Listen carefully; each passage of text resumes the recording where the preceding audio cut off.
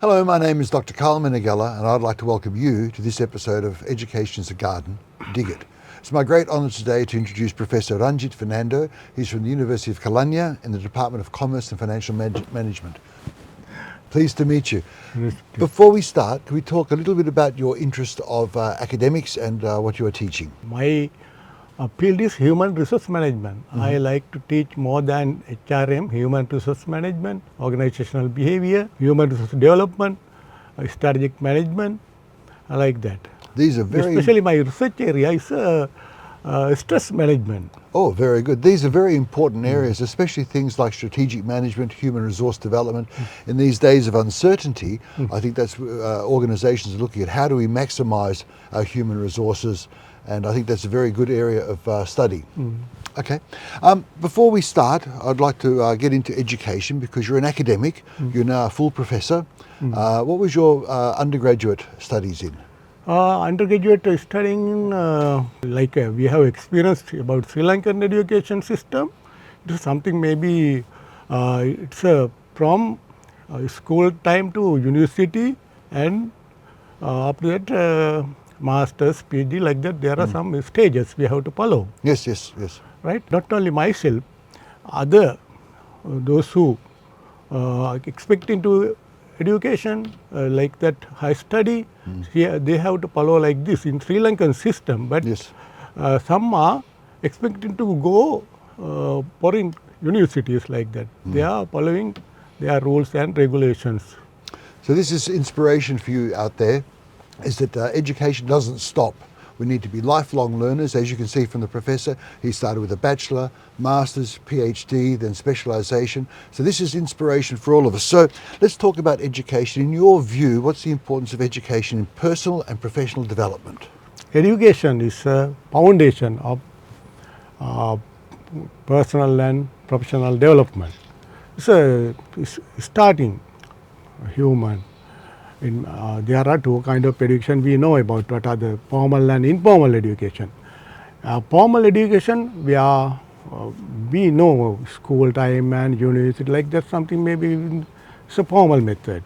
Informal, as a child like that, from under parents, with spending time with parents, there are some experiences from outside. As another, I like to mention about what are the formal education from kindergarten like that, something is school grade 1, grade 2 like that. There are some stages in the school.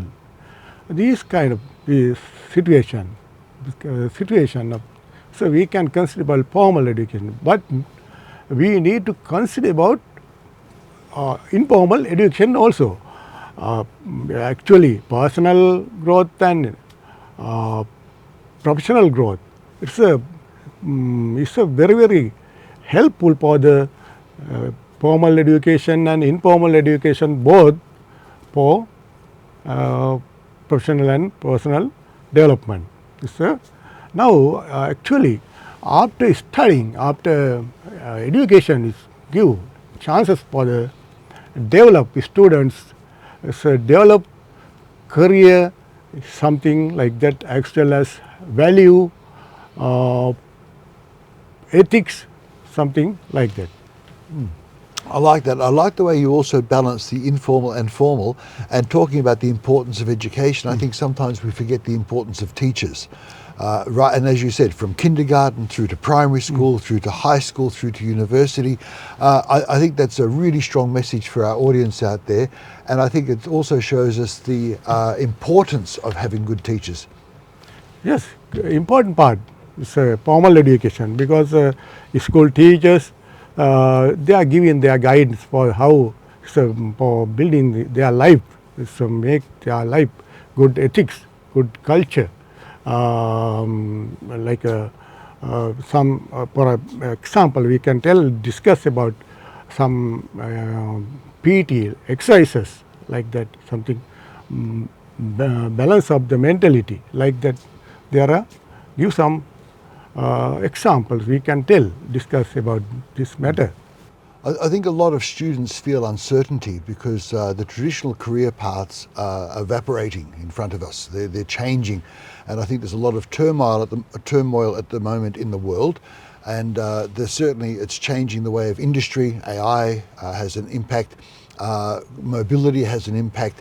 So what do you see as the greatest challenges for young graduates today? In Sri Lankan situation, because I have experienced now, there is a gap can be seen between education system and industrial practices. Okay. Yes. So there's a gap. Yes. Yes, there are gaps. Now, if we can give a solution for that, means good for our community. That's something like about challenges.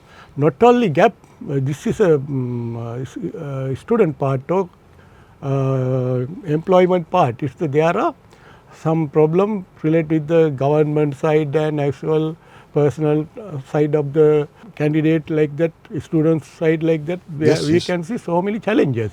We know about something about some political instability, actually economic. And that's not just Sri Lanka, that's the global political instability around the world. So that, and that's worrying for a lot of students. They think, what is my future going to be? What will the future look like? So I think you're exactly correct. There's a lot of instability. Yes, instability. Yes. Okay. So what skills do you think are essential for students to help manage that gap? What do you see as the most important skills?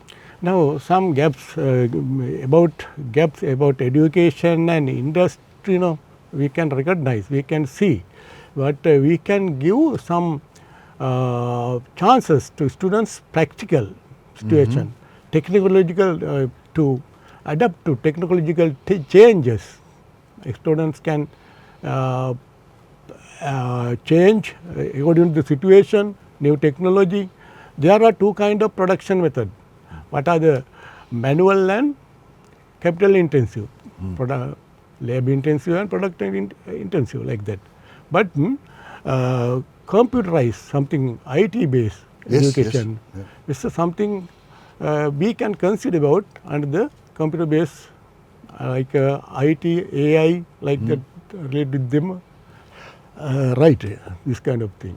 Yes. It's very challenges. Okay, so the skills then for the student, again, you said things like technology, for example. So I suppose some of the skills are their technological literacy for the students to be aware of technology. And I suppose the challenge is also being able to use that technology.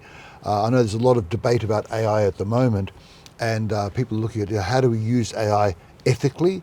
How do we use it in a matter of good? So I think these are some of the fundamental skills.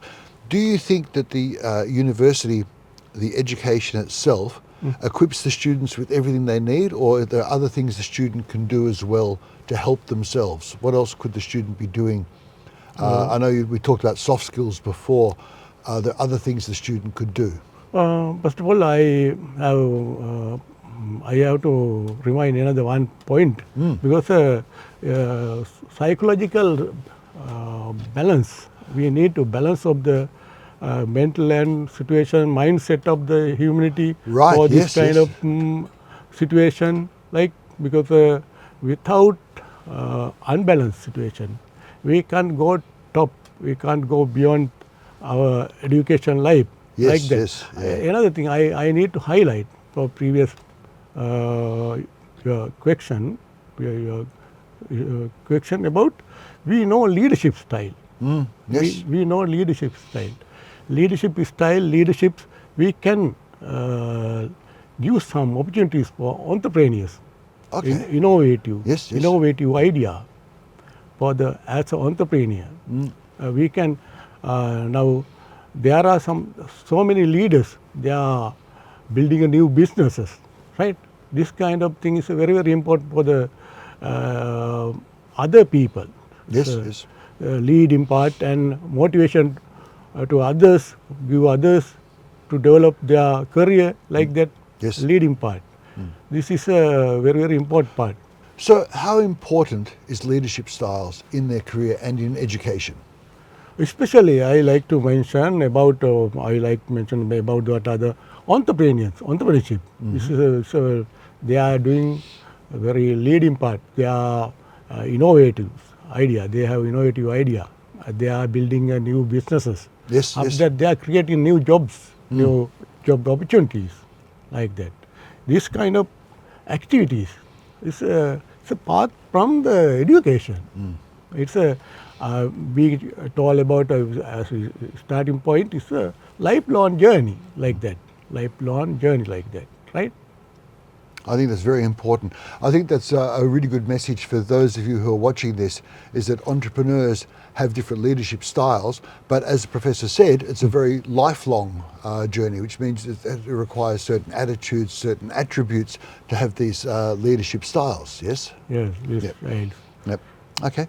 What when we look at entrepreneurs, for example, they have that sense of vision. I suppose that's very important for them. And you said before about the psychology, about that balance.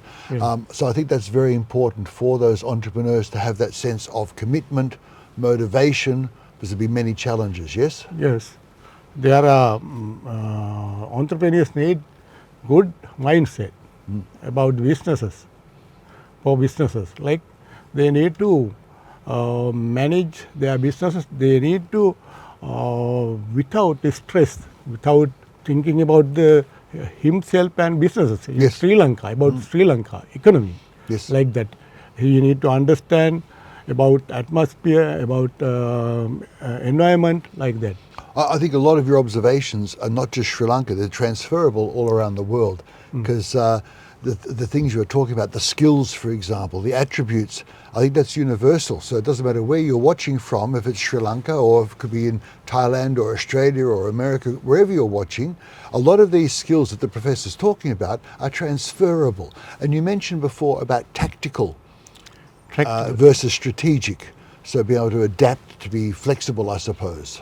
Yes, there are as a university lecturer, we are providing some training programs for as an entrepreneur, like that. Something maybe there are so many programs, training program, development program for students.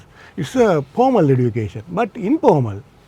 Student can study outside the school time or university or other places, from experiences. So you have the formal education and then the informal education as Yes. well. Okay, so that means the student can actually get a holistic view Yes. of everything. Okay, with these scenarios or these the how would you explain it? The experience the university gives. Do you have like a business incubator, or you have projects the students can do? Yes, projects. There are so many projects. Students they are engaging with some research project. Yes, yes. They are doing some research activities related with the businesses. They creating like a new business innovation, like an innovative idea. Fantastic. Yes. For the education. It's a very, very important. It's first we discuss about life learning, like that. It's everything about life education, like that. Formal education, informal education, like the students can find something from behalf of the education, other beyond the university, beyond the formal education. Very good. My last question for you, and I think this is something really important for our viewers. So you've seen many, many students over your career. You've seen the world changing. You've seen students changing as well. If you have one piece of advice, what would it be for these students who are maybe contemplating going to university, or they're in their studies and they're getting frustrated or losing motivation? What would be your piece of advice for them? This is a life journey. Education is a life journey. You can't stop in one place. You have to update your knowledge about technology, about ethics, value, everything. He has to, as a candidate or entrepreneur, they have to update their knowledge, especially technological updates they need, their education. It's informally. Something maybe we can discuss about the AI, like that. There are some we know some about artificial intelligence, like executive intelligence, like that so many activities we can consider are the updates for their knowledge. That's very valuable. I think what the professor has shared with us is something which you should take away and think about. And this can be done, again, as the professor said, it can be done formally at university. There are courses or classes you can do. There's also informal opportunities. There are courses on YouTube and there are courses online. But as he said, technology, AI, actually updating your knowledge, the information that you get, being able to weigh and determine the information, and I think again that formal and informal education balance. Professor, this is very, very enjoyable, and I think there's a lot of benefit for the students. Thank you so much for your time today. Okay, thank you. It has been a pleasure. Thank you. Thank you very much. I hope you enjoyed this episode of Education as a Garden. Dig it. I'm Dr. Karl Meneghella, and I look forward to seeing you next time. Thank you.